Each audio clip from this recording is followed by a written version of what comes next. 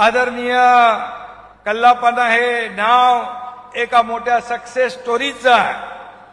वयाच्या 95व्या वर्षी देखील दादांचा उत्साह तरुणाला लाजवेल असा। त्यामुळे आजचा कार्यक्रम फक्त सहकारी बँकेचा आणि सहकारी साखर कारखान्याचा नाही, तर सहकारातून समृद्धीचाच आहे। आणि महाराष्ट्राची सहकार परंपरा, शेतकऱ्यांची आणि हजारो सदस्यांची शक्ती पाहायची असेल तर इचलकरंजीला यायला पाहिजे। कोल्हापूर 3.5 शक्तिपीठापैकी एक शक्तिपीठ आहे। आणि जर आपण राजनैतिक शक्तिपीठाचा विचार केला तर आम जनतेला, नागरिकांना ताकद देणारं शक्तिपीठ आणि दुनियाला भारताची शक्ती दाखवणारं शक्तिपीठ, पहला शक्तिपीठ यानी देश की लोकप्रिय और सफल प्रधानमंत्री नरेंद्र मोदी जी। लगातार 12 वर्ष देश सेवा, जनता की सेवा करके उन्होंने एक रिकॉर्ड बनाया है।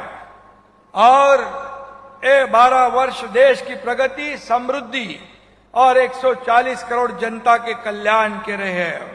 और दूसरा राजनैतिक शक्तिपीठ आज के समय के फौलादी पुरुष अमित भाई शाह, जिन्होंने 2026 तक देश के नक्सलवाद को खत्म करने का संकल्प लिया और उसे त्याला पूर्ण करून दाखवलं, ते अमित भाई आज आपल्याकडे आलेले आहेत। आतंकवादियों के हौसले पस्त कर कश्मीर से धारा 370 हटाकर दिखाई। बांग्लादेश घुसपैठिए भी अमित भाई के डर से घर वापसी करने लगे। आज अमित भाई के हाथों करवीर निवासिनी माता अंबा बाई के मंदिर के लिए 1,500 करोड़ के विकास कार्य का शुभारंभ भी हुआ है। ये हमारे लिए बहुत ही गौरव की बात है। सहकारी क्षेत्र को नव संजीवनी की परियोजनाओं का भूमि पूजन भी हुआ है। देश की सर्वांगीण प्रगति और यहाँ की जनता के कल्याण का सपना अमित भाई पूरा कर रहे हैं। सपने देखने वालों के लिए रात छोटी पड़ती है, लेकिन सपने पूरे करने वालों के लिए दिन और रात दोनों छोटे पड़ जाते हैं। हमारे अमित भाई बिल्कुल ऐसा ही काम कर रहे हैं। इसका गरूर, अभिमान और फक्र हमें है। अमित भाई राजनीति करते ही नहीं, वे राष्ट्र नीति करते हैं। काम जितना मुश्किल, अमित भाई के हौसले उतने ही बुलंद होते हैं।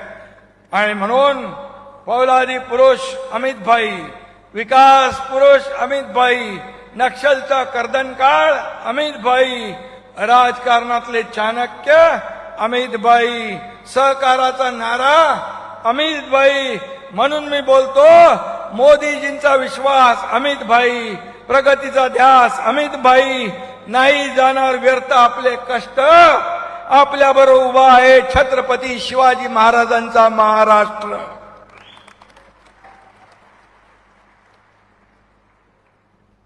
आणि म्हणून प्रधानमंत्री नरेंद्र मोदीजींनी सहकार मंत्रालयाची स्थापना केली आणि त्याची धुरा अमित भाईंच्या खांद्यावर दिली। काँग्रेसच्या काळात सहकार म्हणजे फक्त स्वतःचा उद्धार असंच होतं, पण आज अमित भाईंच्या नेतृत्वाखाली सबका साथ सबका विश्वास या न्यायाने सहकारातून समृद्धीकडे वाटचाल सुरू आहे। अमित भाईंनी शहरी सरकारी बँकांसाठी व्यवसाय वाढविण्यासाठी नवे धोरणात्मक निर्णय घेतले। सहकारी बँकांना आधार सक्षम पेमेंट प्रणाली उपलब्ध करून दिली।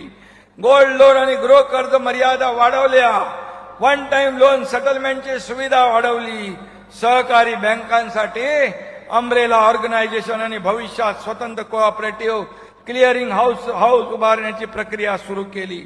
आणि म्हणून सहकार से समृद्धी, पहला सहकार क्षेत्र काही लोकांच्या मुट्ठीभर लोगों के हाथों में थे, काही लोकांच्या हातात होतं, पण आता सहकार अगदी शेवटच्या माणसापर्यंत पोहोचतोय। त्याचा फायदा सर्वसामान्य लोकांना होतोय। आणि म्हणून गृहमंत्री म्हणून त्यांनी आपला ठसा उमटवलाच, परंतु सहकार मंत्री म्हणून देखील सर्वसामान्य माणसाला, गोरगरीब जनतेपर्यंत हा सहकार पोचवण्याचं, त्यांची ताकद वाढवण्याचं काम अमितभाईंनी केलंय. आणि म्हणून या ठिकाणी पूर्वीची मक्तेदारी आता मोडून काढलेली आहे. सर्वसामान्य लोकांना या सहकार क्षेत्रामध्ये अधिक भक्कम त्यांच्या पायावर उभं राहण्याचं काम करण्याचं काम अमितभाईंनी केलेलं आहे. आणि म्हणून पश्चिम महाराष्ट्रामध्ये साखर पट्टा ही आपली ओळख आहे. देशातील एकूण साखर उत्पादनामध्ये महाराष्ट्राचं योगदान अत्यंत महत्वाचं आहे. लाखो शेतकऱ्यांचं ते बॅकबोन आहे. आणि म्हणून अमितभाई नेहमी सांगतात, भारत विकसित व्हायचा असेल तर सहकार चळवळ मजबूत झाली पाहिजे. आणि म्हणून या भागातील शेतकरी, साखर कारखाने आणि सहकारी संस्थांच्या काही अपेक्षा या ठिकाणी आपल्या लोकांनी मांडलेल्या आहेत. आणि म्हणूनच इचलकरंजी जनता सहकारी बँकेची टॅगलाईन काय? माणसांच्या मनाला विणणारी बँक.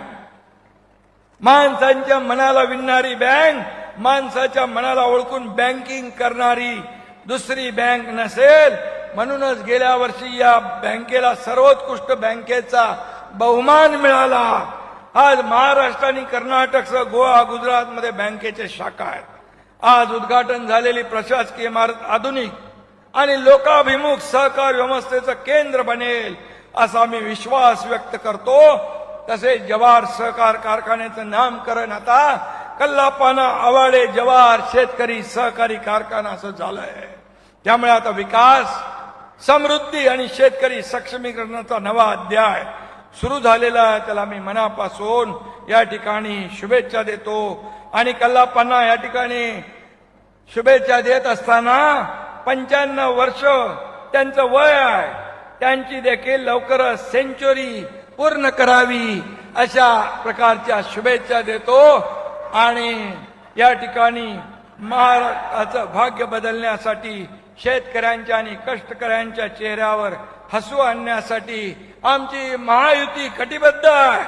आपल्या या राज्याच्या तिजोरीवर पहिला अधिकार बळीराजाचा आहे, शेतकऱ्यांचा आहे, आमच्या लाडक्या बहिणींचा आहे.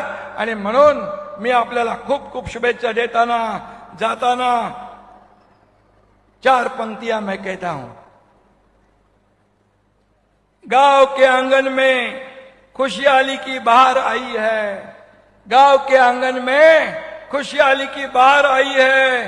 आपकी सहकार नीतियों ने कमाल की क्रांति लाई है. जो सहकार कभी कागजों पर सिमट कर रह गया था, अब सहकार से समृद्धि हर चौखट पर छाई है. धन्यवाद. जय हिंद, जय महाराष्ट्र.